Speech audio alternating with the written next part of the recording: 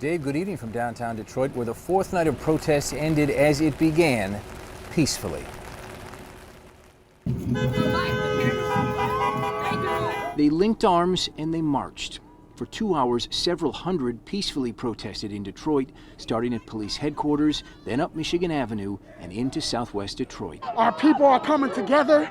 We are one as a nation, and we're standing up against injustice. On streets! On streets! Marchers chanted, raised their fists in the air. They were never violent, largely respectful, and the whole time escorted by a fleet of Detroit police officers. We just have a great sense of community. I love that we are working together, that we have such a diverse city, that Metro Detroit is so diverse. And this is something that we've been fighting for a long time. But as the clock struck 8 and Detroit's curfew took effect, some protesters urged the crowd to disobey the order and return home. Others wanted to engage with police. But a vocal majority urged for peace and asked everyone instead to go home. Once we get down there, we have got to leave. If they don't, they will use force. They will use force. The march ended where it began, at police headquarters, but when the protesters got there, a wall of Detroit police officers donning SWAT gear was waiting.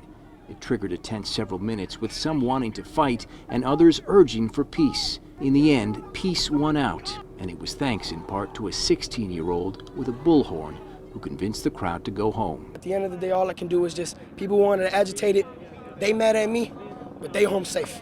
They don't got rubber bullets, they don't got tear gas, they're not dead. That's all that matters right now. While we were talking to STEFAN PEREZ, he was interrupted by a phone call. It was the mayor. He wanted to say thanks. Right now. The mayor? Yeah. Hello?